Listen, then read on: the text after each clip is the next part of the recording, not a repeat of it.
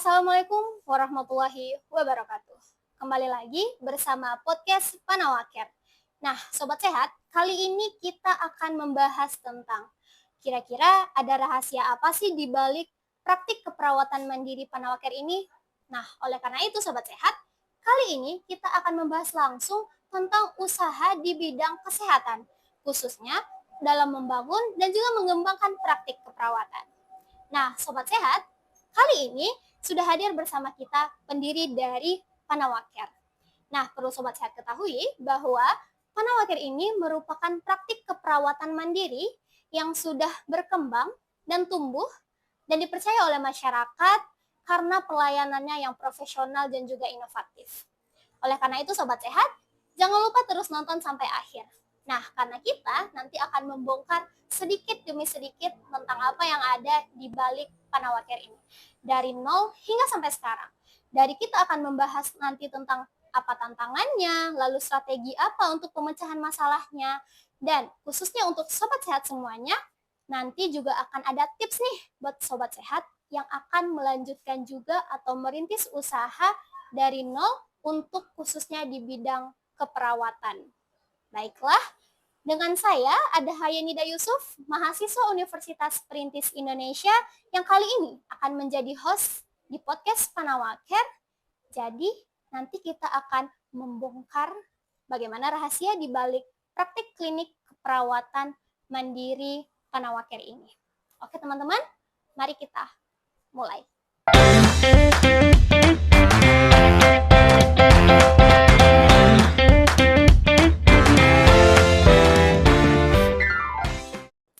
Oke Sobat Sehat, kali ini sudah hadir bersama kita pendiri dari praktik keperawatan mandiri Panawaker. Halo Ibu. Baiklah Sobat Sehat, beliau adalah Ibu Nurse Yesi Andriani, Magister Keperawatan, Spesialis Keperawatan Maternitas. Baiklah Ibu, selamat datang di podcast Panawaker. Sebelumnya, bagaimana kabarnya Ibu? Alhamdulillah, kabar baik, sehat. Alhamdulillahirrahmanirrahim ya Sobat Sehat. Nah Bu, sebelum kita masuk kepada pembahasan hangat mengenai tentang rahasia di balik praktik keperawatan mandiri Panawaker ini Bu. Nah terlebih dahulu mungkin Sobat Sehat juga ingin tahu ya tentang latar belakang Ibu, terus juga bagaimana perjalanan karir Ibu selama ini gitu Bu. Jadi diceritakan Ibu.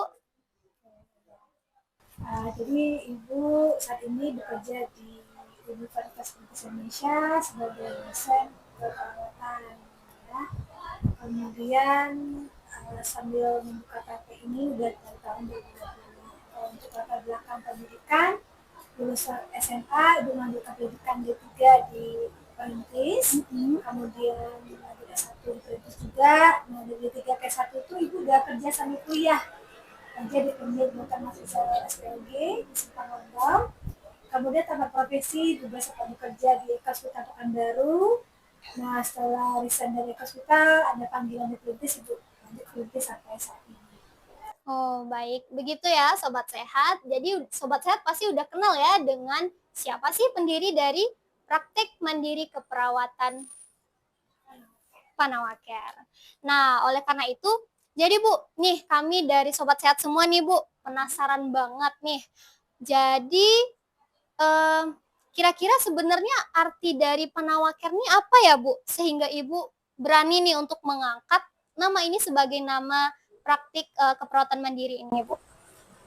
Panawaker ya, jadi Panawa itu diambil dari bahasa Minang, dari penawa. Penawa itu artinya pereda atau pengobat. Nah, jadi dengan Panawaker ini harapannya bisa memberikan kenyamanan dengan perawatan yang kita berikan pada pasien sehingga bisa mendapatkan perawatan yang maksimal untuk pasien yang datang ke tempat kita.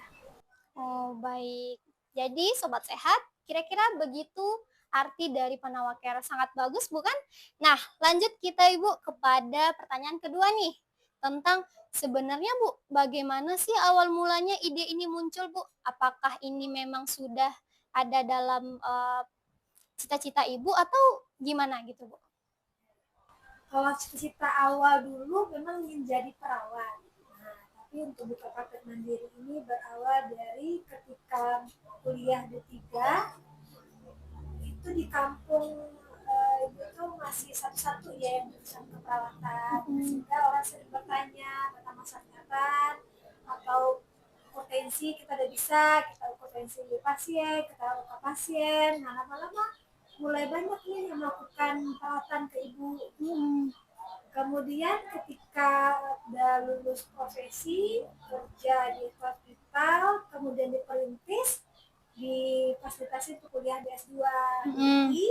Nah, pulang kuliah kita merasa kita udah pendidikan tinggi, tapi apa ya kontribusi kita kepada masyarakat, di mana masyarakat kita masih ada tingkat pengetahuan tentang kesehatan masih rendah, masih kurangnya motivasi masyarakat untuk mendeteksi dini penyakitnya ke fasilitas kesehatan yang terdekat. Itu ya, oke, bukalah praktek mandiri mulai dari orang-orang ya, orang terdekat terlebih dahulu. Nah, makin banyak akhirnya dibuka supaya lebih ada legalitasnya, lulus izin prakteknya dari tahun 20 sampai saat ini. Oh, nah sobat sehat, jadi begitulah awal mulanya kenapa ibu mulai memberikan ide untuk membangun ini gitu. Nah, ibu kita lanjut nih bu, kan dari tadi kita membahas ya bu ya tentang awal mulanya ini gitu. Tentu setiap kita ingin memulai pasti ada tantangan tersendiri gitu bu. Nah, kira-kira tantangan seperti apa nih bu yang mungkin sudah ibu lalui sebelumnya gitu bu? Ya. Nah, tantangan yang ibu hadapi ketika awal buka praktek yang pertama mungkin keberanian kurang gitu ya, ada rasa tidak percaya diri, memikirkan ada nggak ya nanti pasien, terus gitu ya. Kemudian ketika ada praktik kendala, ada komplain itu gimana mbak ya, siap nggak ya menghadapi. Nah, namun dengan adanya support dari teman-teman keperawatan, akhirnya ya rasa berani itu timbul. Kita harus terjun langsung nih dengan cara buka izin praktek supaya ada legalitasnya, sehingga apapun yang terjadi di lapangan kita punya kekuatan hukum untuk menjalankan praktek keperawatan ini. Baiklah Ibu. Nah, sobat sehat, pasti banyak yang bertanya kan? Nah Bu, kemarin tuh Bu, banyak banget nih masyarakat yang mengatakan bahwa ternyata memang keunggulan dari praktik ini merupakan itu dari segi pendekatannya kepada pasien Bu. Nah, kira-kira nih Bu, layanan unggulan apa aja sih Bu yang membedakan praktik keperawatan kita dengan yang lainnya gitu Bu?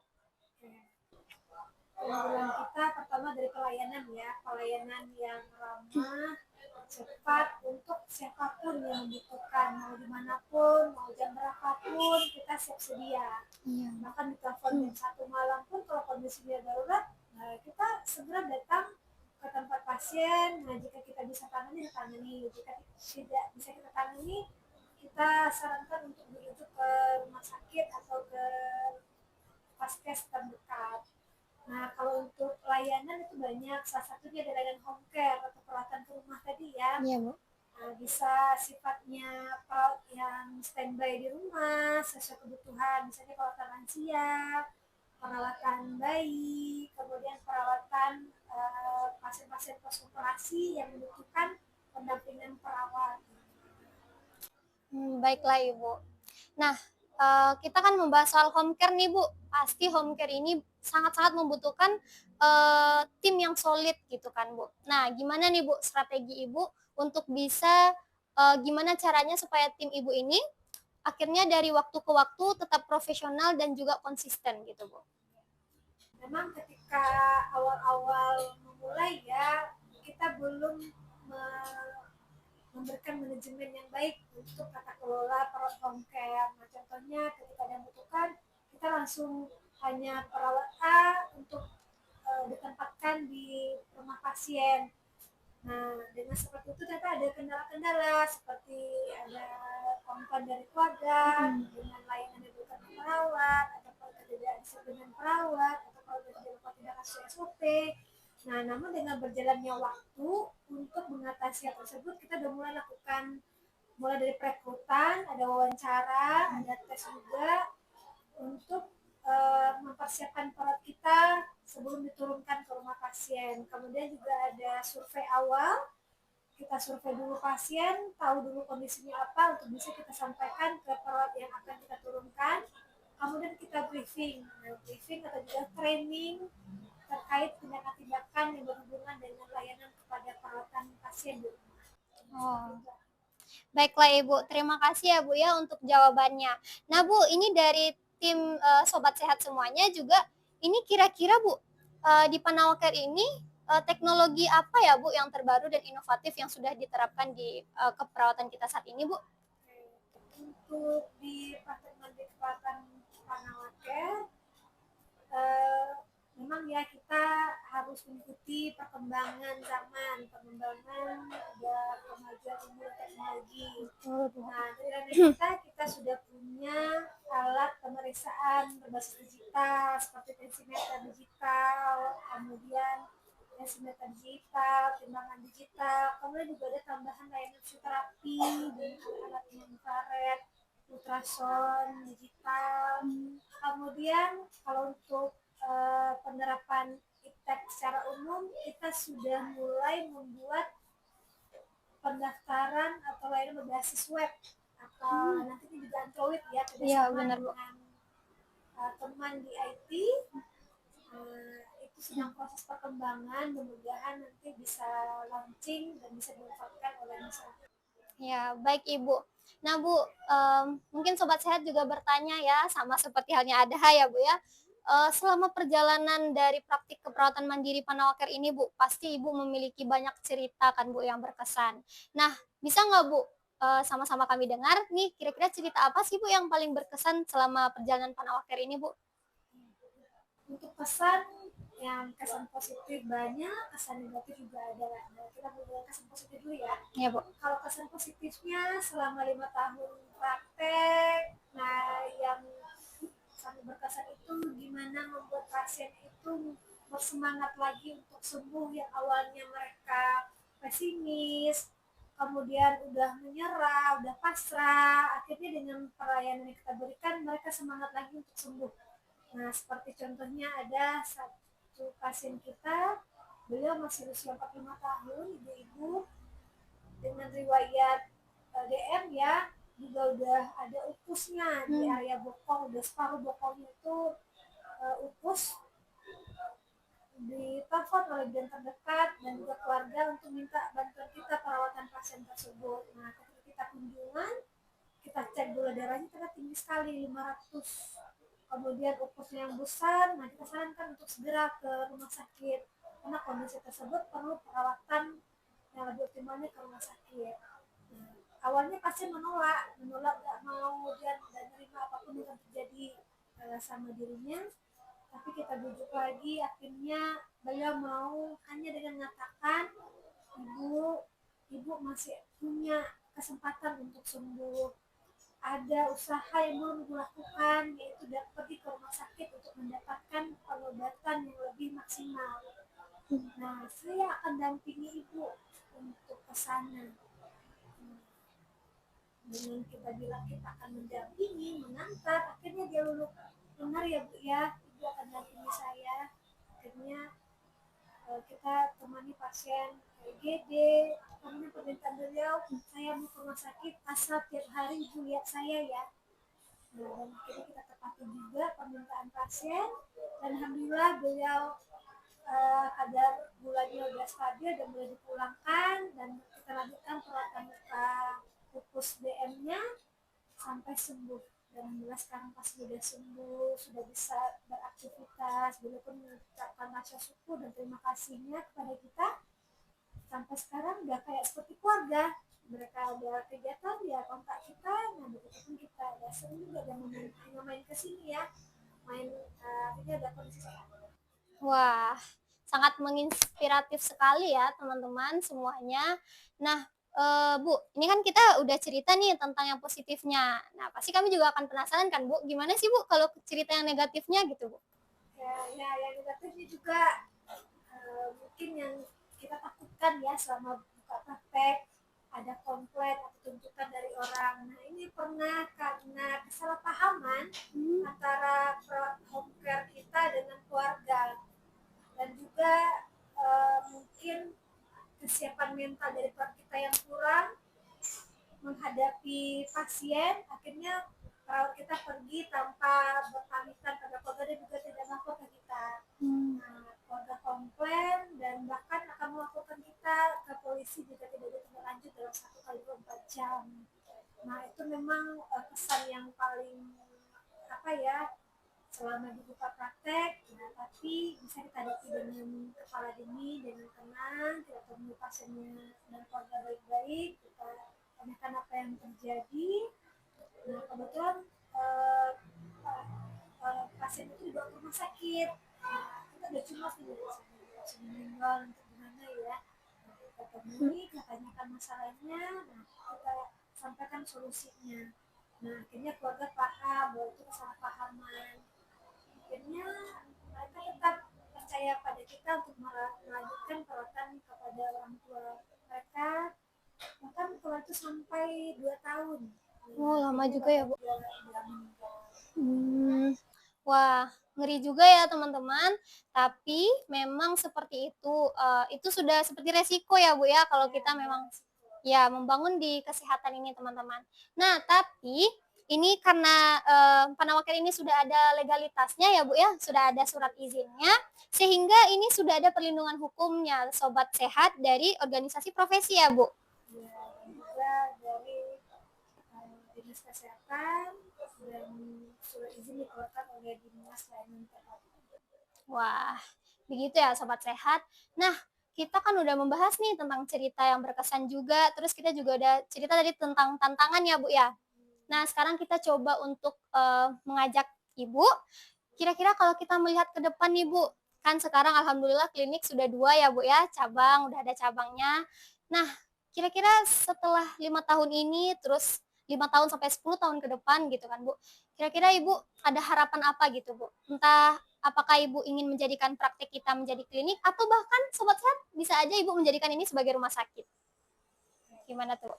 Kalau untuk kita boleh ya, Boleh Bu. kita memang dari praktek kesehatan itu bisa meningkat menjadi klinik, dari klinik bisa menjadi rumah sakit. Nah, tapi untuk saat ini sudah bisa aja memberikan layanan maksimal optimal kepada masyarakat, itu sudah alhamdulillah. Kalau dari segi aturannya, kalau udah 2 tahun kita menjalani praktek, kita bisa mengusulkan peningkatan menjadi klinik pertama atau klinik utama ya, dengan segala persyaratannya. Nah, kemudian untuk capaiannya, ya gimana kita tetap terus mengikuti perkembangan tentang pengetahuan dan juga teknologi supaya kita bisa mencapai harapan kita, mudah-mudahan bisa jadi rumah sakit besar. Ya, amin ya robbal alamin. Nah, Sobat Sehat juga doakan ya dan dukung terus nih Panawakir ini supaya bisa ya sampai ke jadi klinik bahkan rumah sakit ya Bu ya. Nah Bu, kira-kira nih Bu, bahkan Sobat Sehat sendiri mungkin ada juga tertarik nih Bu, mulai tertarik ingin juga menjadi nantinya sebagai pendiri klinik misalkan kan Bu. Tapi bisa nggak Bu kasih kami beberapa tips nih supaya kami juga siap nantinya untuk menjadi pendiri klinik yang baru gitu misalkan Bu. Untuk tipsnya, apalagi perawat ya, perawat yang sekarang sudah boleh dikenakan ada nursepreneur, berwirausaha. Jadi kita jangan hanya berharap untuk jadi rumah sakit, kita juga bisa untuk membuka usaha sendiri, salah satunya praktek menjadi perawatan. Nah, kiatnya atau tipsnya yang pertama, kita harus punya semangat yang tinggi, kemudian percaya diri, tidak mudah menyerah, siap mengambil resiko, kemudian mampu bekerjasama dengan baik. Itu modal utama.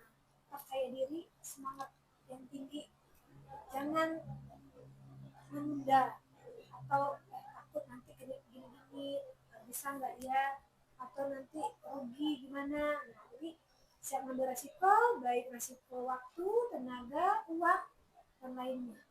Nah, insya Allah kita bisa melangkah untuk mencapai kebenaran. Amin. Terima kasih banyak ya Ibu.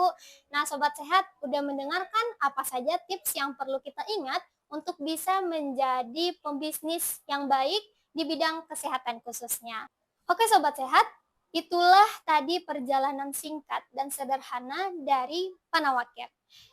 Dari yang mulanya ini merupakan ide sederhana, dan sekarang menjadi praktik keperawatan dengan visi yang besar dan juga layanan yang sudah terpercaya oleh masyarakat. Oleh karena itu, semoga hari ini menjadi cerita atau gambaran yang juga inspiratif untuk teman-teman semua yang ingin bergabung dan juga mulai berusaha dalam bidang kesehatan khususnya.